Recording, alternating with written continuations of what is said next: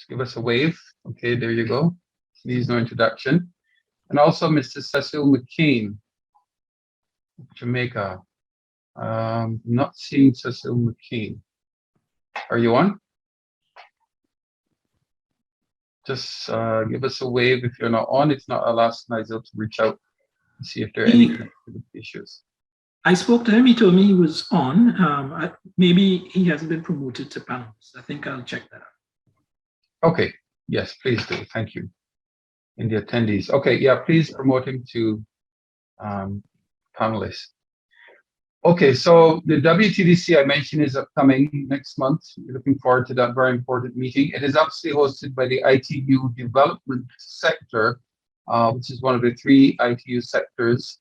And that sector is focused heavily on policies and strategies to support developing countries. And hence, it is very important that the region is represented. It meets every 4 years. I'm still not able to share my screen. That's fine. We held just last year, the CTU, that is, I think it was around April, with the support of the ITU, prep meeting, because the WTDC was meant to be held last year. But due to COVID, it was pushed back to 2022 to allow for an in-person meeting. So we met around April last year. We had representation from at least 14 CTU member states. There were 4 thematic areas already suggested as a part of a consultative process, and those priority areas included connectivity, digital transformation, an enabling environment, resource mobilization, and international collaboration. We went through a process of determining the priorities for the region. As I mentioned, we had, this was all done remotely, of course, and the thematic priorities under connectivity, for example, included the building of a regional cloud infrastructure, secure, resilient digital network infrastructure, an interoperable government-wide area networks, e-services platform, connectivity devices for remote access, optimized, harmonized spectrum management. There were also some priority areas under universal access, under emergency telecommunications. I won't go into each area, but I'll be happy to share this as well and make this available to you in terms of the specifics of those priority areas. Digital inclusion, data and market analysis, policy and regulation. As I mentioned, it is our intention to, as a CTU, to encourage, and we have been encouraging the participation of our member states. And so far, we've had great interest. Beyond the priority areas, it is also a very important occasion as well, because the region, in terms of the upcoming plenipotentiary, there's an opportunity to engage with other ITU member states with respect to a candidature for Bahamas on the ITU Council seat. In addition, we've been encouraging, and we'll hear from Mavis colleague Johnson-Collie on that shortly. We also have, in the form of Kim Mallalieu, who is vice chair of the advisory group on the network of women, as well, with respect to the work that is being done there. Thanks for sharing that link, Nigel. And I mentioned earlier as well that we are encouraging the participation of our young people in Generation Connect, which is an initiative to encourage and drive the participation of young people on the digital connectivity agenda. So without further ado, I'm very keen on hearing our panelists. I'm going to suggest that you follow each other, starting with Mavis, then we'll move on to Kim, and then on to Cecil. We have just about an hour, well, less than that now. So I would say, let's try to keep our remarks within 15 minutes so that we have at least another 15 for robust discussion and feedback from our participants. So without further ado, I'm going to hand over to you, Mavis. Good to see you. Good morning, colleagues. I think it's morning everywhere, right? Still. Just about. Thanks for this opportunity. It's great to see some familiar faces and to see some new ones. I think forums like these are very important so that we get to know who is doing what in this ICT space and this age of digital transformation in our region, and to be able to put names and to faces. I've been asked, I think I've been asked to speak briefly on what we are doing here in the Bahamas. SG Taylor has done provided an excellent high-level summary of the preparation by CTU for WTDC. We've been working for a number of years, for the last 12 months on preparing for the meeting, which, as he said, was initially scheduled to be held in 2021. And there have been quite a bit of excitement and activity working towards ensuring that we are not just represented at WTDC in Rwanda, but that our voices can be heard and that we can have an impactful presence in Rwanda. For those of you who are not too familiar with me, I think there was a little misnomer in the agenda. I represent the regulator, the Utilities Regulation and Competition Authority in the Bahamas, as the International and Government Relations Advisor. So my role is kind of one that is supposed to bring together the various stakeholders locally, engage with international stakeholders to ensure that the policies that we are seeking to develop and implement locally are fit for purpose, that we have we can leverage our connections to those international organizations and agencies to ensure that we have resources to assist in capacity building, and just to know what's going on internationally and regionally that impacts this space that we call telecommunications, information communication technology. And so I'll just start briefly with what's happening in the Bahamas. You may know, some of you, that we recently had a change of government, September 2021. And so the new government is also aggressively pursuing digital transformation. In fact, the single online platform recently celebrated its first year anniversary, and some of you would have heard of it. It's called the Gateway, My Gateway. And currently, just to give you some statistics on what's going on with My Gateway, there's currently 70,000 users offering 46 services and supplied by some 12 agencies. Through the My Gateway project, government has been able to collect about $1.7 million in revenue. The goal is over the next 3 years to increase services, from 46 to some 200.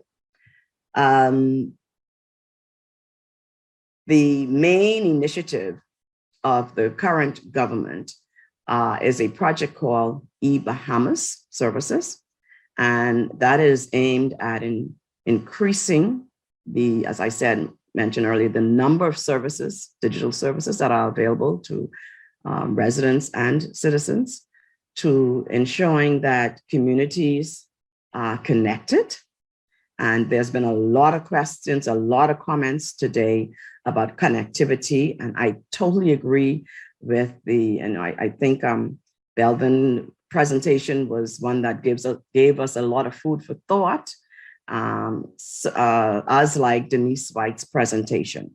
Connectivity is what we are aiming for. Connectivity is what we are hoping to bring to rural, small communities. You know, the Bahamas is an island. It's a country, sorry, of 700 islands and keys, about 14 to 16 major islands. And there are pockets on each of those islands where it's difficult for a provider to be profitable and provide services to certain pockets of the community. And so it's a challenge for providers, it's a challenge for government, but I'm happy to say that we at the regulator believe that we are making some progress in regards to Universal Services Fund. And I'm not in a position to make any broadcast announcement here, but just to say that I'm excited to learn that this new budget presentation, which is currently going on, has some good news about universal service funds, which will assist in ensuring that we connect the unconnected. And like Denise said, and I think somebody else referenced this whole issue of connected then what? Awareness, education is what I feel is a major component to this equation, an answer to this big goal to connect the world. Because once you connect people, or before we can connect them, or before we can see the increase in the take-up of services, we need to educate them as to why is it important? Why should they be connected? Why are we transitioning from one module of or one way of doing an activity? Why are we offering them various modalities and how to access the services? Why is it important? How is it going to change their life? How is it going to enhance their quality of life? And then the other flip side of that coin is once we do all of that, and they then begin to expect greater as a result of having access to more, are we in a position to offer them more? So I know that's not quite what I'm supposed to be talking about, but I think as we talk about where we are and the quantity of services that we are providing to our people, we need to also consider, are we educating them sufficiently? Are we providing an awareness so that we can see an uptick in the services, so that banks can realize a benefit to the marketing dollars that they're spending to tell people, go on, take up online banking instead of coming and trying to still stand in a line to access services. From the regulator point of view, we do have IXP regulation. Unfortunately, the take-up that we had desired from that has not been, the momentum has not been there. And so we are relooking at how best to continue to create an awareness of the regulatory regime and to further encourage the development of that sector, to drive home, not only is it good in terms of driving or directing how our traffic is allocated or where it's located, where the data is stored, but also hoping to encourage the development of local content. And so I think that's a challenge, not only in the Bahamas, but certainly probably for other countries in the region who are dependent on content coming primarily for us from the north, right? So in addition to the IXP's regulation and what's happening with universal service funds, we would have also rolled out recently disaster communications management regulation to govern the way in which service providers perform, operate, bounce back during and after disaster. And as you know, being in the hurricane belt, that is something that is very critical and important to us here in the Bahamas. Now, if I move quickly on to what's happening in terms of WTDC, Rodney provided an excellent overview. At Cecil, we have about 30 inter-American proposals that should already be available to you on the WTDC website. A couple of the proposals simply modify language in some documents that were presented at WTSA to ensure that they align with the wording of the documents presented at WTSA. The Bahamas has actively or expressly supported about 8 of those documents having to do with in promoting gender equality in the ICT space, looking at how do we measure or ensuring that we are able to measure any magnetic fields issues. Also, if you look at my notes, can't have all that stuff in my head. Looking at how to counteract counterfeit activities and theft of telecommunication devices. But there's a whole range of contributions that I would hope that you would review so that you will be in a position to either agree, support on the floor at WTDC, or instruct another member state to support on your behalf, which brings me to this whole issue of representation at WTDC. Currently, I'm not sure how many of us are going to be at WTDC. That would be good to know. I'm hoping that we will put together a WhatsApp group so that we are able to communicate with each other at WTDC. There is a lot of things that we're going to have to manage.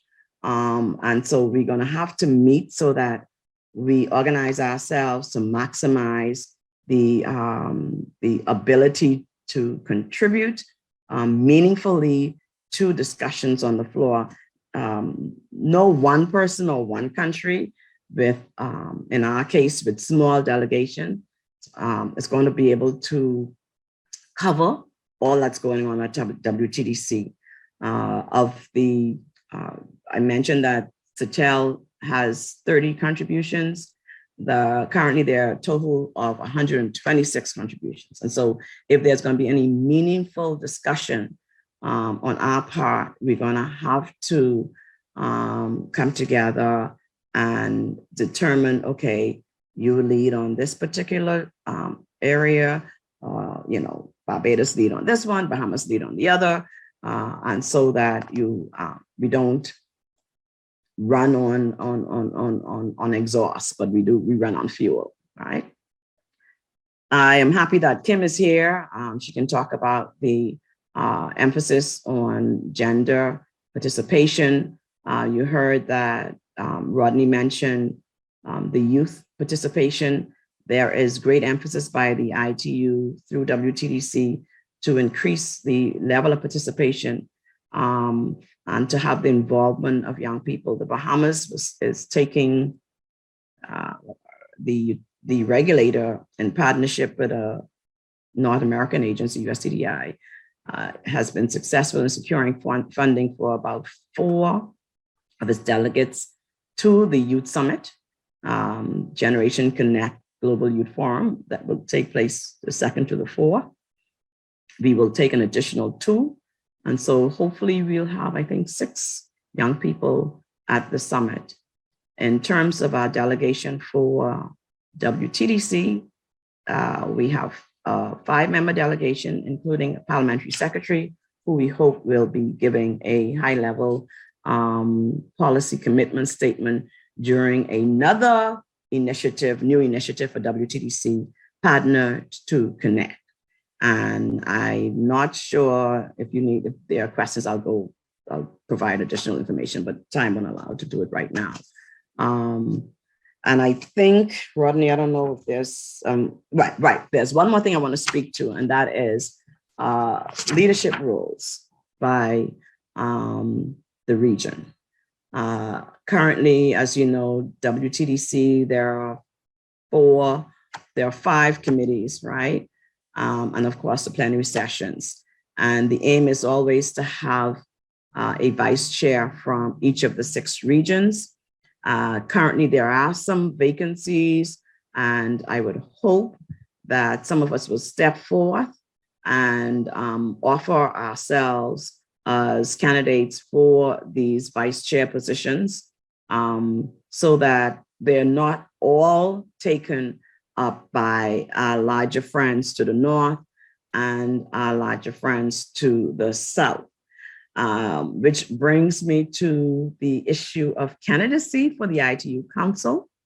There are no known candidacy for the individual positions at the ITU that are also going to be up for election in September at the Plenipotentiary Conference in Romania. But certainly the Bahamas, as you know, because your governments have endorsed us, will be seeking re-election for the ITU Council. But I have been advised that currently, I don't know if it changed in the last 2 or 3 days, there is, the Americas region has 9 seats on council. And there was a question as to whether or not another country from the region, from the Caribbean, would be interested in listing its interest for the 9th seat. Now, the trick will be, or the challenge would be, if another country from the South decides that they want to nominate before the deadline, what will happen? And so I'd like to have a conversation, Rodney, at some point, as to whether or not, there is any value.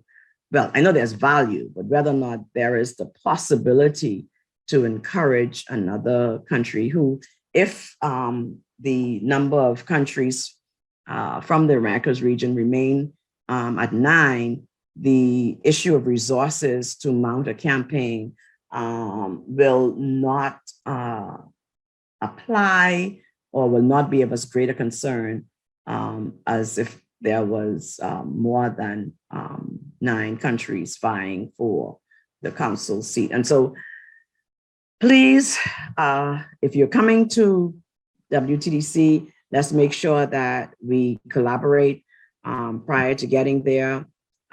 If you're not going to be represented, if there's a country that is not going to be represented, Rodney, we need to work to see how we can get proxy votes in. 2 issues that we anticipate coming on the floor. One similar to WTSA, which has to do with Russia. There was a move, there was a vote, which was unusual at the ITU, to block Russia's nomination to any leadership position at WTSA. The same thing happened at Council. And so we anticipate that the same thing will happen at WTSA. And so the votes, sorry, at WTDC. And so we will need the votes or to know how you want us to vote, and or to go through the process to send in a proxy to vote on your behalf, to again stemming any move by the Russian delegations to seek leadership position at WTDC. Rodney, I think I'll stop there. I know I ran all over the place trying to just touch here and touch there. And if there are any questions, I'll be happy to answer. Great, thank you very much, Mavis. Let's leave the questions until the end, if that's okay. And I'm going to go straight. Thanks for that very, very comprehensive presentation as well in terms of the upcoming WTDC, the Youth Forum, as well as the Gender Network of Women Initiative, and also Partner to Connect. And I'm certainly encouraging our member states to make pledges with respect to connectivity in fulfillment of the Global Connectivity Agenda up to 2030. But I'm going to hand over now to Kim hand the floor over to you to speak about the upcoming WTDC and your work and your and why the region needs to pay attention. Thank you. Thanks so much, Rodney. Please permit me to add to your and Mavis' contributions to the scoping of the WTDC, inputs, outputs, and expected outcomes as the basis of a call for action to Caribbean colleagues. Also to remind a bit about the manner in which the ITU fits into the Caribbean digital ecosystem and to clarify the channels for feed forward and feedback into the conference activities for our collective profit. There are very many things that need to run in tandem to advance the Caribbean digital agenda. There is opportunity and need for simultaneous bottom-up and top-down action, as well as increasing activity by intermediaries. It's not all bells and whistles and flashing lights. Indeed, much of what gives information and communications technology, ICT, its power and magic has to do with the glue that binds, the invisible foundations and frameworks, the standards we take for granted, the unseen policies and the bridges that connect individuals, organizations, countries, regions, and the world to ensure economies of scale, conformance and interoperability of equipment, devices, and software, regulatory certainty, and much more that ultimately provide the opportunity for all persons on the planet to influence and benefit from the power and magic of ICT. So here we are today to consider some of the things that lie behind the scenes at the global level that derive from inputs from the regional and national levels, whether they are forthcoming or not. WTDC is a convening of minds, countries, and regions to craft an agenda for global telecom and ICT. It is the highest statutory conference of the International Telecommunication Union's ITU's development sector, which provides, so these are the outputs, policy frameworks, knowledge products, data and statistics, capacity development, technical assistance, and convening platforms. And these are relevant to the application of ICTs for social and economic development with an emphasis on marginalized communities everywhere.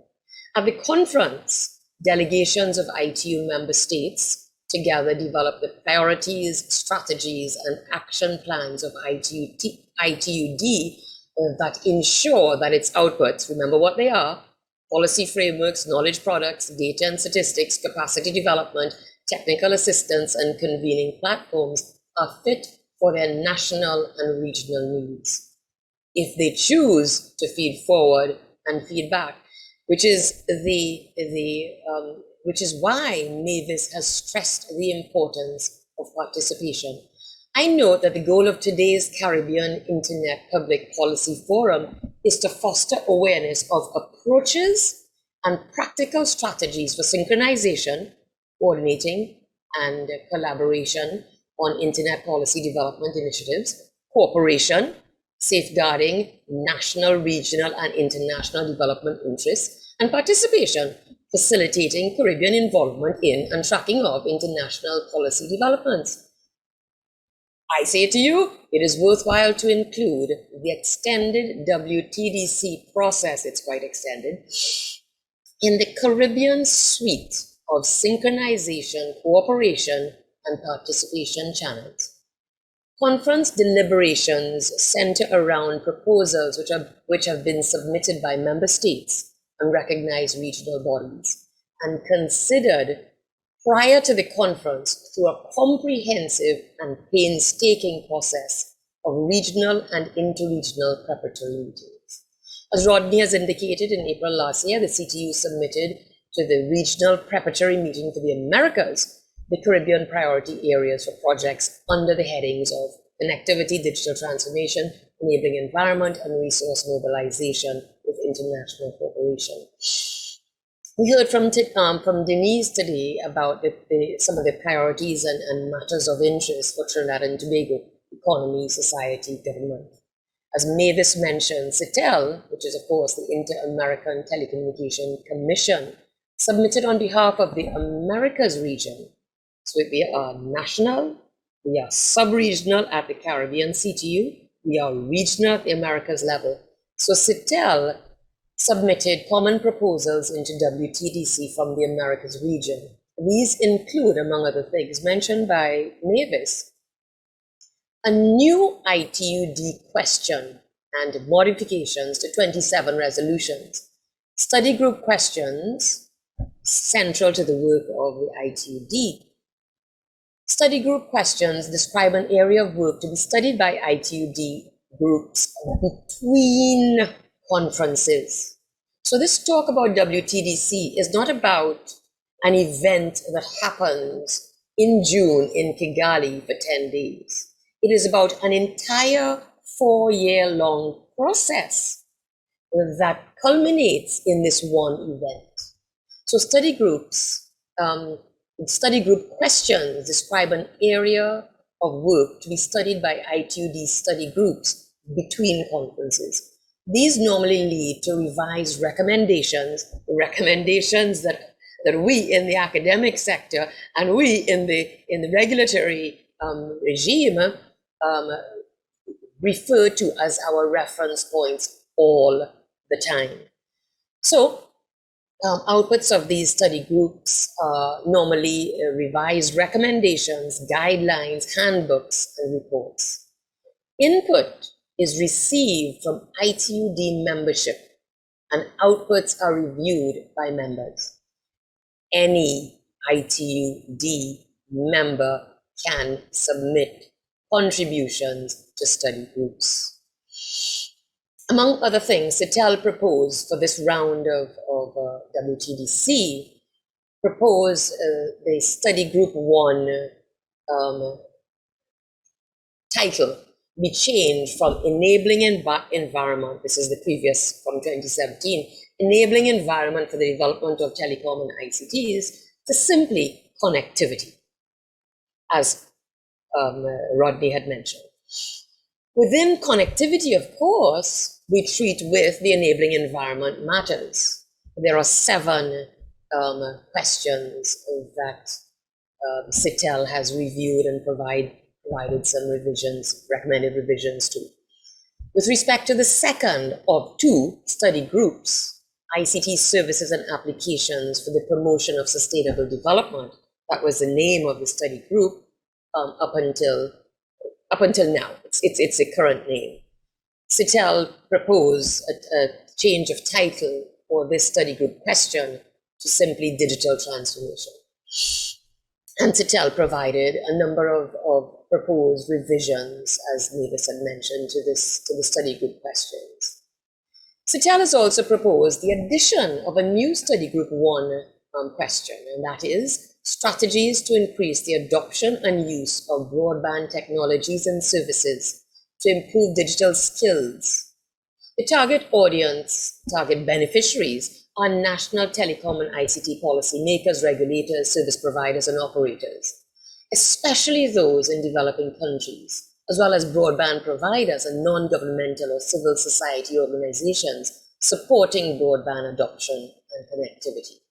This new proposal emerging from CITEL elaborates 10 specific components of the question with expected outputs which include, as you imagine, policies, strategies, national experiences to stimulate adoption of broadband technologies, services, and devices, methods and guidelines for broadband adoption specific to social, cultural, and economic environments, policy strategies and national experiences to develop and promote digital skills, including training individuals at basic, standard, and advanced levels, methods, guidelines, and case studies for lifelong skills training, and going on to adoption of skills by women and other individuals in indigenous individuals in countries. All CITEL and other contributions to WTDC are publicly available, and CITEL has appointed points of contact for each proposal, so everybody's welcome to contribute through the appropriate channels, of course. Among the matters that have cross-cutting relevance to all CTU, CITEL, and WTDC matters Perhaps I can mention three. And those are data, youth, and gender mainstreaming. And here are some quick examples of initiatives that I'm personally involved in. Let's look at data. Fit for purpose data is one critical foundation for meaningful transformation. As I understand it, both Carib-Nog and CTU have started research initiatives, which among other things set out to gather data. The Telecommunications Authority of Trinidad and Tobago, for which I am Deputy Chair, facilitates periodic data gathering and analysis exercises, such as, but not limited to, the assessment of the state of the local digital divide. These are, I offer to you, these are really excellent pieces of work. The most recent findings are captured in the report on the National Digital Inclusion Survey 2021. Encourage everybody to review this report, and it really is a best practice in the conduct of this national survey periodically. TAT, the UE, the University of the West Indies, St. Augustine campus, and other partners, including the Internet Society, ISOC, are currently exploring collaboration on internet measurements, starting very small, very modest, low resource, in fact, no resource at all, starting very small, but hoping to ultimately inform and guide national and regional, internationally comparable measurements, which will inform policy regulation and programming. As I mentioned, this is a low resource initiative, which is purely utilizing existing facilities. Youth is my second underpinning theme that I think is very important. We've talked a lot about it at today's forum.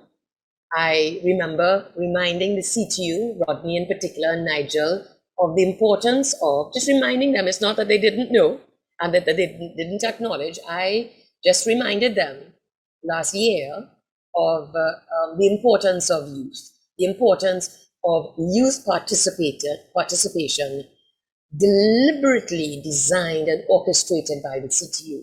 I also reminded Carib-Nog at last week's ARIN Caribbean Technical Forum of the same thing. Not that they didn't know before, just a gentle reminder of the importance of their responsibility as a regional organization to take deliberate steps to include youth. And of course, Kevon has mentioned some of those initiatives already today. In terms of youth, my students run a Caribbean Communications for Development program of weekly fireside chats. We talk about mentorship. Mentorship comes in all different forms and should be approached in many different forms, touching on the sensitivities and the learning styles and the characters of different recipients of mentorship. So my students run a Caribbean Communications for Development program of weekly fireside chats. When we think of fireside, we think of a barbecue on the beach, a barbecue at camp. So fireside chats where they access professionals. Professionals give of their time. Many of those professionals who have come and spoken in very intimate and open terms, welcoming terms and tones to our students, our UE students and other students from UTT, for example, are right here in this forum, and I offer thank you.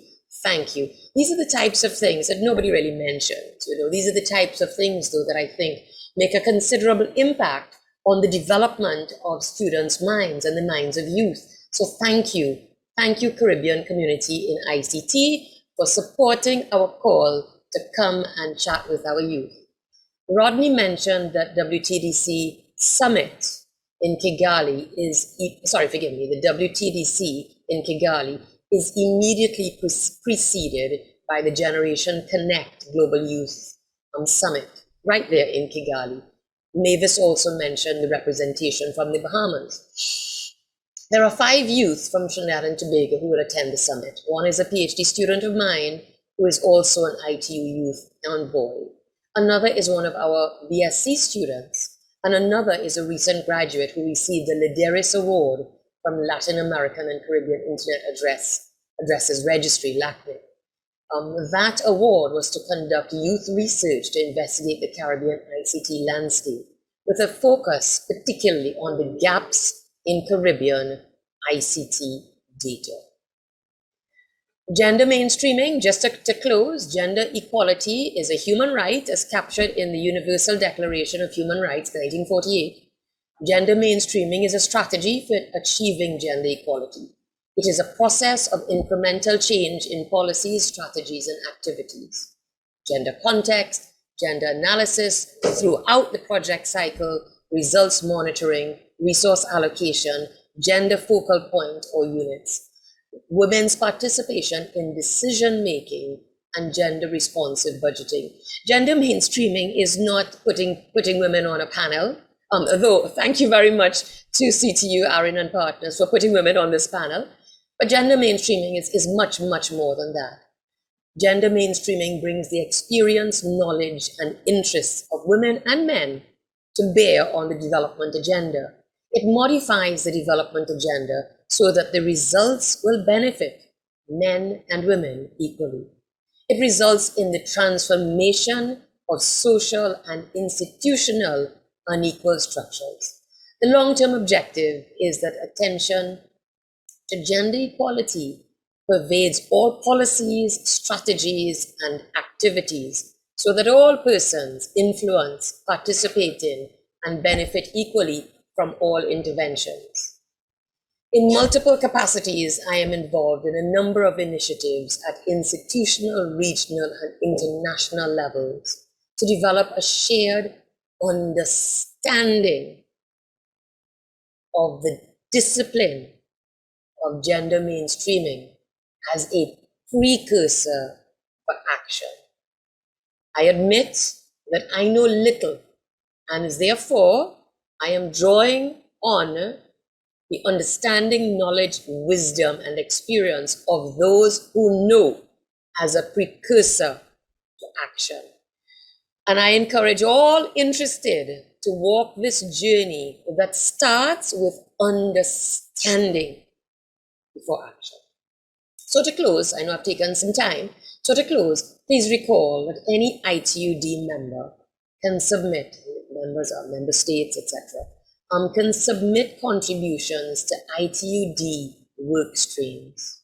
My call to action is for an unbroken chain of documented communication, consultation, and collaboration in the Caribbean to feed into the ITUD process. Unbroken across sectors, public, private, civil, and academic, formal and informal, established and youth, served and unserved, of all genders and capabilities. Investment in the innovation ecosystem level is not only financial, as we know. There is critical investment in these things: communication, consultation, and collaboration, and then to document them, and then to take this documentation up the percolation stack all the way up to the WTDC and further to the plenipotentiary of the ITU. And this is simply one vertical track of multiple in tandem that we need to make a difference in digital transformation in the Caribbean. Thank you to the CTU, thank you to the other partners, and thank you to the audience for the opportunity to share a few thoughts. Handing back over to Rodney. Thank you very much, Kim. Very riveting, very clear, very concise, very engaging. And one of the things that stood out actually in your presentation and Mavis's presentation as well is the number of young people who have taken up the opportunity of the fellowships being offered by USDPI, and I'm sure supported by some governments as well, to participate in the Generation Connect Youth Summit. So that's at least 10 I'm hearing, and this is just 2 countries. So I'm very pleased with the outcome of the intervention that we held in Miami and the awareness with respect to the opportunities for participation of young people. And I really hope that that there are other countries represented as well with respect to that youth summit. And I certainly hope that Jamaica, introducing our next panelist, Mr. McCain, and you have a very tough act to follow. I'm sure you're quite capable. But we certainly would love to hear what Jamaica has been doing so far, and your intention to participate in the upcoming WTDC. So over to you, Mr. McCain. Thanks for joining us. Okay, thank you very much, SV. Good morning to everyone. You know, one of the things about being the last person to speak, yeah, I've heard it all the time. It has all been said before. And so I will attempt to not only to speak to what Jamaica has been doing as it relates to the digital agenda, but also to speak to other issues relating to our approach and how does this tie back into the WTDC. Okay, So I just don't think that's me. I think that's you. uh, We've lost you. Right? you're not hearing me? Is that you're hearing me? I'm hearing you. Okay, I was okay, great.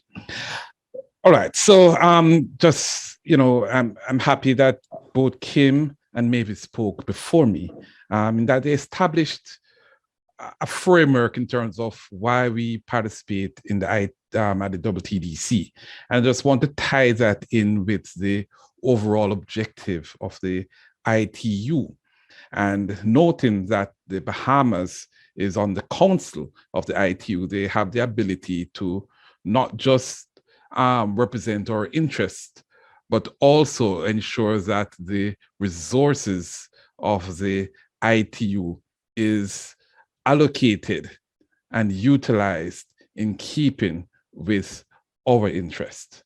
And that's what I want to speak about generally, just to say that the tracks that Kim would have spoken about, you would have to be an ITUD member to participate at the WTDC, and the ITUD members, along with each member state of the ITU, regional telecommunications organizations such as this CTU, intergovernment organizations, regional organizations, UN bodies, and specialized agencies, all are invited to this forum. Unfortunately, throughout the Caribbean, we do not have, beyond member countries, we are not, or businesses or private sector or civil society are not members of ITUD.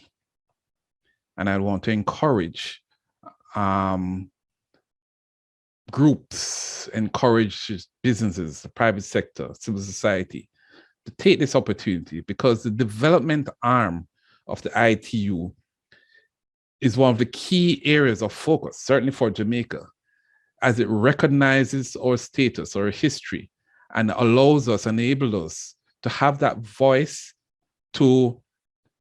and to leverage the resources of the ITU in keeping with our own agenda. The other arms of the ITU would have been the radio communications sector, dealing, of course, with spectrum matters, and the standardization sector as well, dealing with standards and so on. And they're all interlinked into this one body, and they all feed into whatever the agenda items which are agreed at this WTDC is taken to the plenipotentiary conference for ratification by all member states of the ITU. And so I want to encourage not just member countries, but also individual groups, private sector, civil society, to also not just to participate, but to register as sector members for the ITUD so that you can be a part of those discussions and be at the table and able to speak in the to the activities of the ITU. Let me turn my attention to our attendance. Quite simply, yes, Jamaica intends to, and at this point, we are registered and intended to attend the WTDC. What are we doing as it relates to the digital agenda? The pandemic, I guess, has taught the world a lesson in terms of preparation. And there are many times when the investments we make are not where they ought to be. The pandemic has allowed us to focus on what is needed to ensure that we have a real transformation of our economy.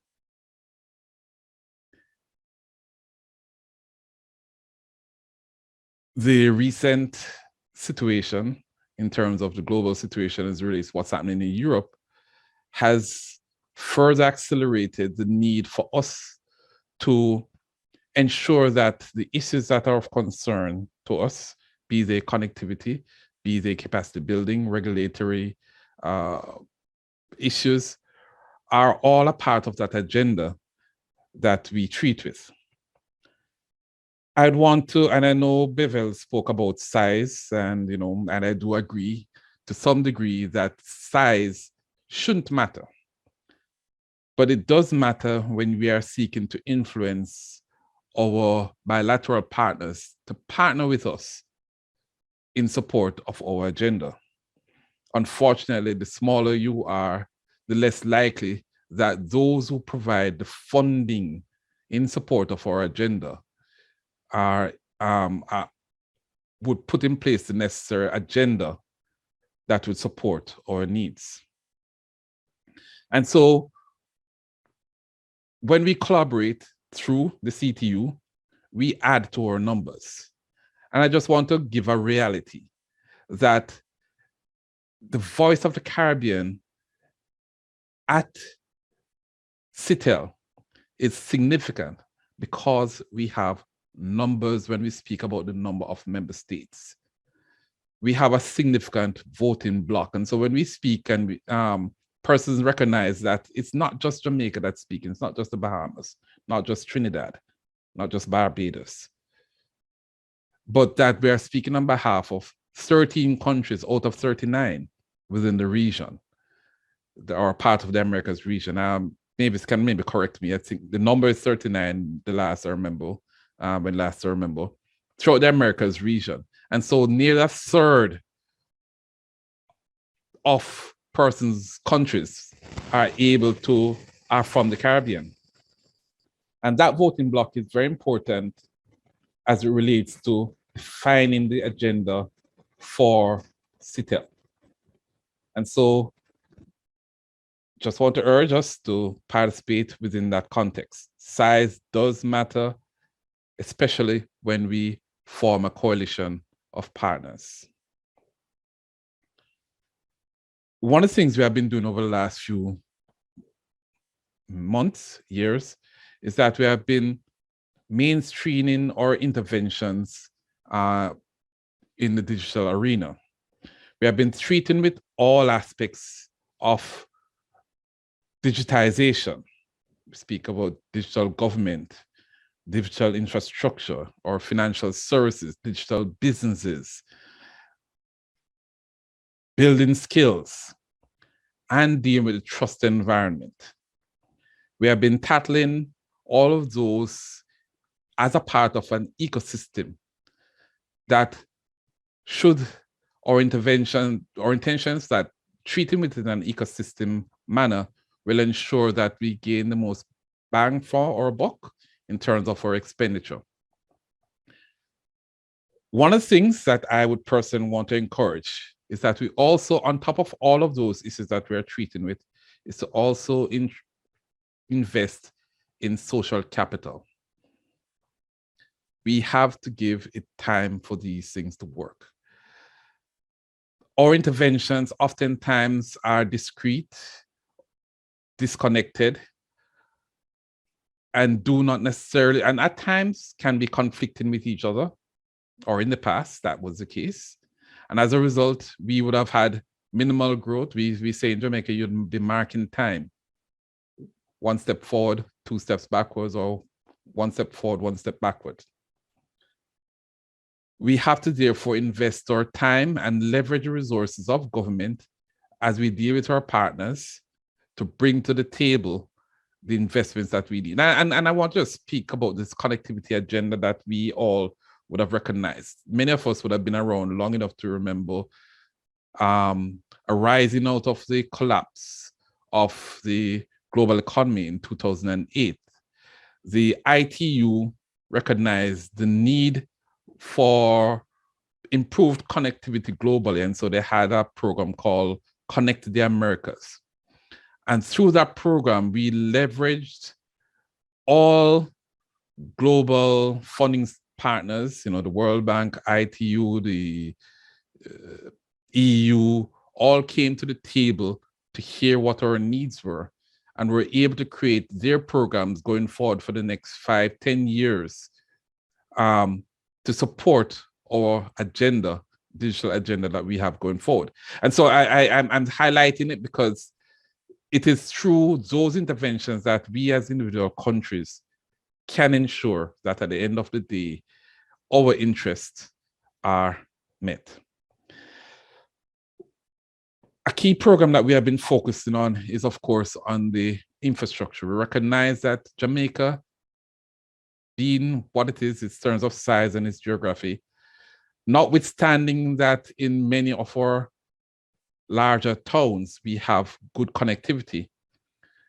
The connectivity across our geographic landscape is wanting. And as such, we are now focusing on connecting that last mile and focusing in particular in those unserved and underserved areas. We'd have done actions, done a recent auction of spectrum, and as a part of the commitments for the award of the spectrum, we would have ensured that the winning bidder would connect a number of those communities that we would have identified as being either unserved or underserved.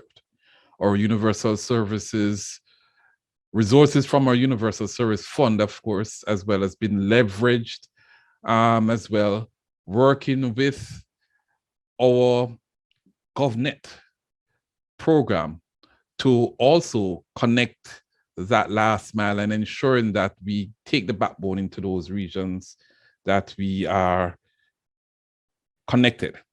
This phased approach is a part of the National Broadband Initiative, whereby we seek to create an enabling environment that can leverage both the private capital to close the necessary market gaps and access gaps to minimize the need for public funding and to close digital access gaps. Highlighting here that in closing those gaps, we must deal with the question of affordability, because that's where your last mile connectivity comes in. You may have the infrastructure in place, but if your user is unable to afford it, then it does not make a difference. And so we have put in place the policy framework, and the legal and regulatory framework is there. So it's a matter of us now leveraging the government resources, working with our international partners to build out this national broadband initiative. The program, as it is, we are at the infrastructure phase of that build out, and there's a medium term and a long term plan whereby we connect our all schools by the end of this year, both at the primary and secondary level will be connected under this program.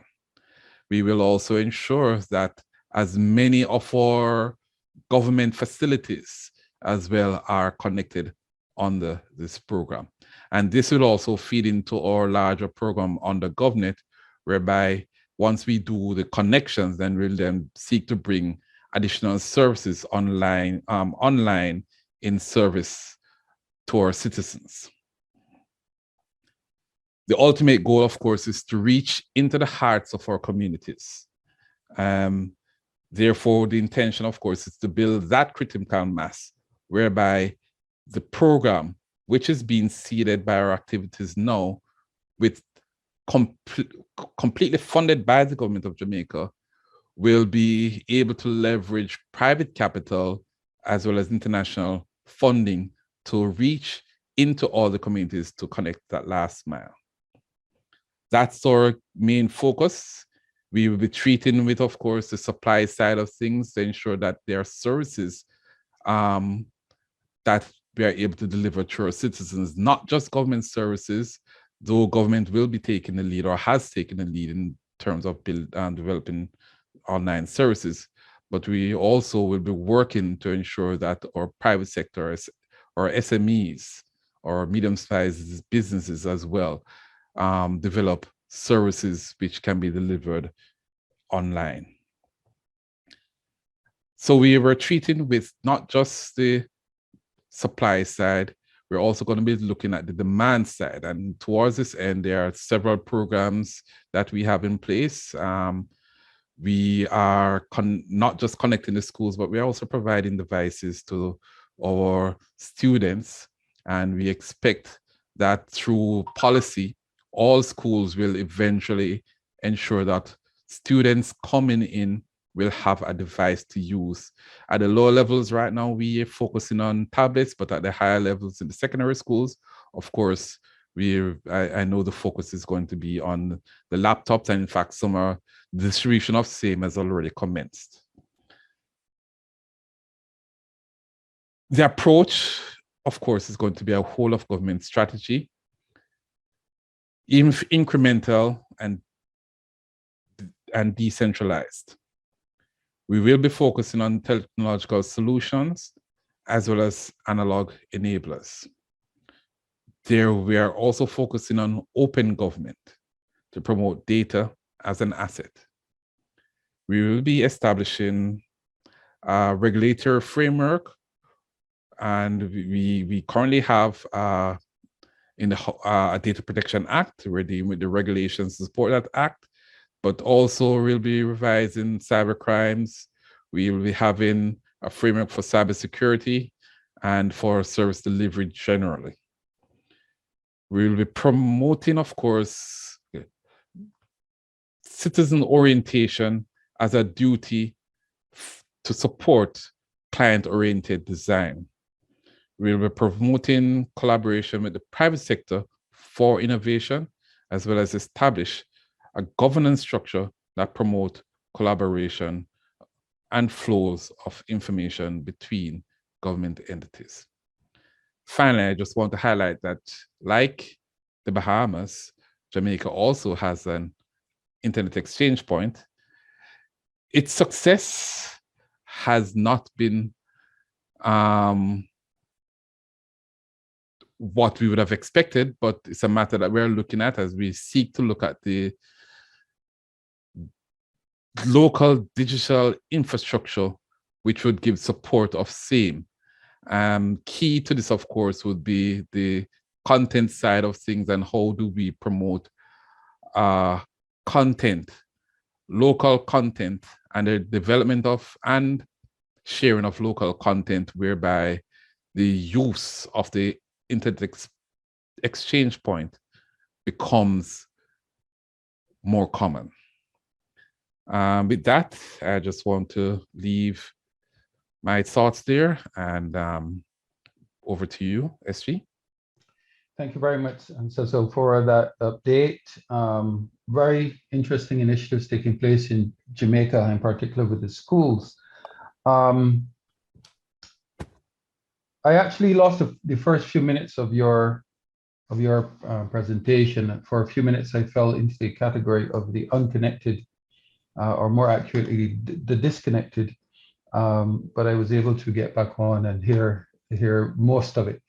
So I really appreciate that. Now we do have a question. We do have a question on the floor. And just before I take it, though, you mentioned Jamaica having an IXP. What stood out as well in Mavis's presentation, and I'd invite you to just come back on, you mentioned IXP regulation. Are you saying that the IXP in Bahamas falls within the regulatory framework? In other words, are the service providers mandated to exchange traffic locally under your existing regulations? Is that the case?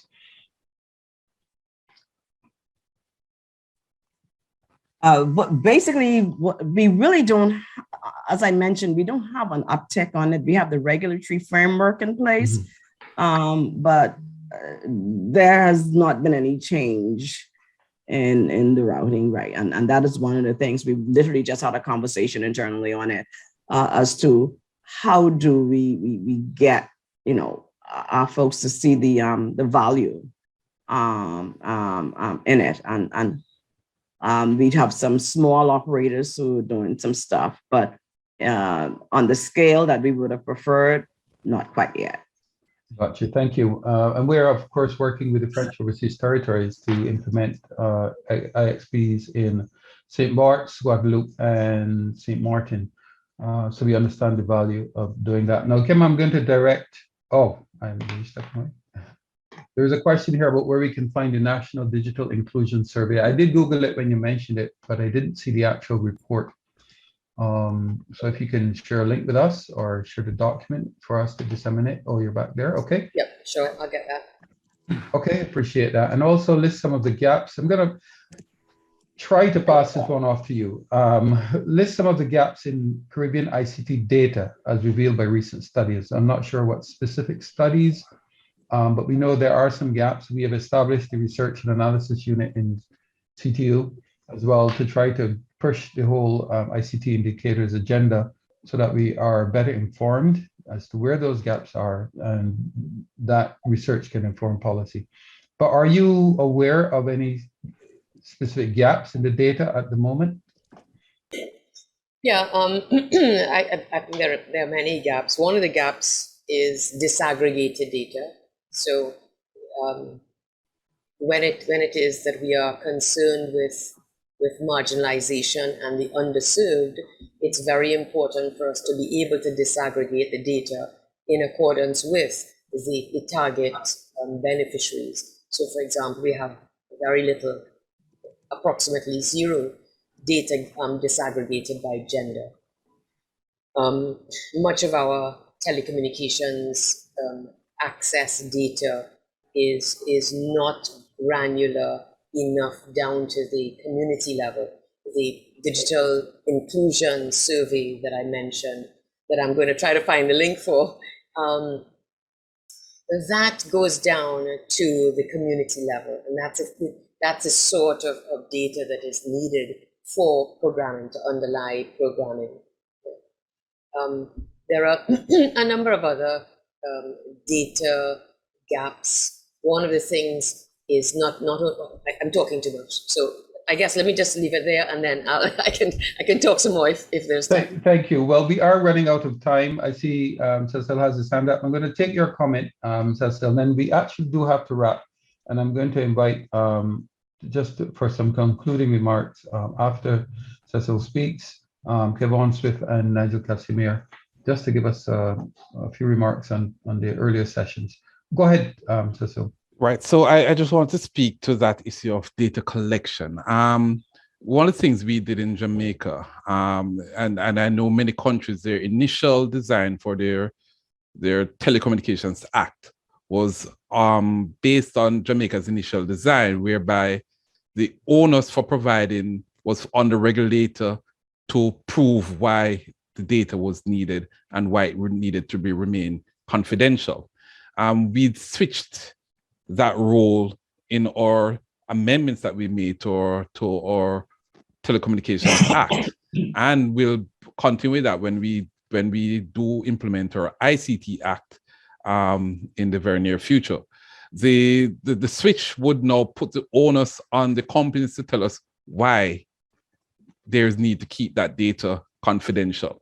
And so that's important because at the end of the day, the regulated entities do not necessarily make the investment in disaggregating their own data and providing same to the regulator as a part of a normal reporting mechanism. And so we had to mainstream the need for them to do that so that we can have better data to make decisions.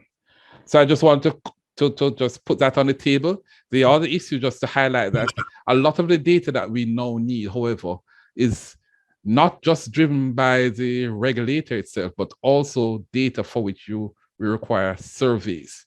And I think that's where the challenge is that we do not have enough surveys at the level that would have been highlighted by Kim, and in the community levels to have the understanding about the various issues.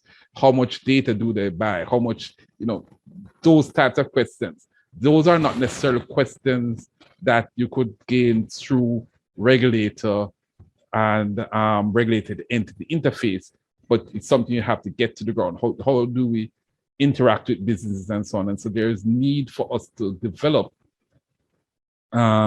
as individual countries and as a Caribbean, a regular program to get at that information so that we can have better policy making because we have information.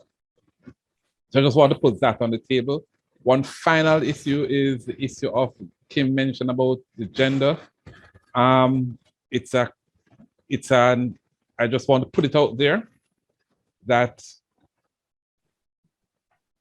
since I've been at university, the majority of computing, the only department in my faculty which dealt with natural sciences and so on, that had more men than women was the mathematics department. But all the other departments, be it physics, be it computing, as the case may be, they were all majority 60-70% females.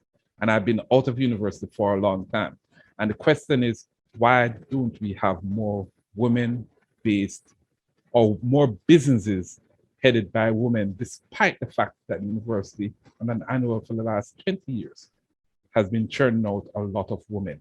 And I think that's where we need to look at as we seek to deal with the gender issues, how to ensure that women are equally represented, not just in the boardroom, but also in the business in and of itself.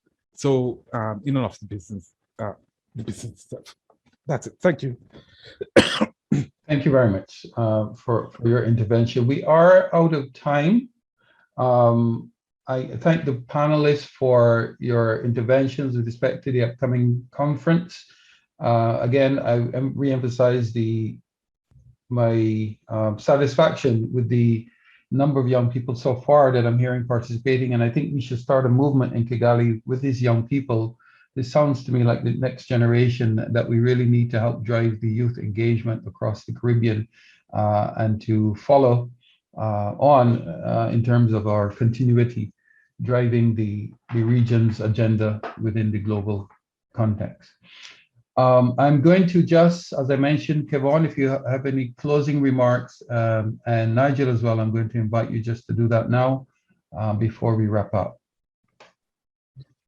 Thanks very much, Rodney. And again, thanks to everyone for participating here today. I think we had some very enriching discussion, not only on just what are these major themes, but really contextualizing and understanding the Caribbean priorities surrounding them. So the gender question, which I find very interesting, that statistic that Cecil referred to, despite there being an overwhelming majority of young women enrolled in tertiary education, it doesn't really translate to seeing them in leadership and entrepreneurial positions. And these are very Caribbean specific issues. I also take on board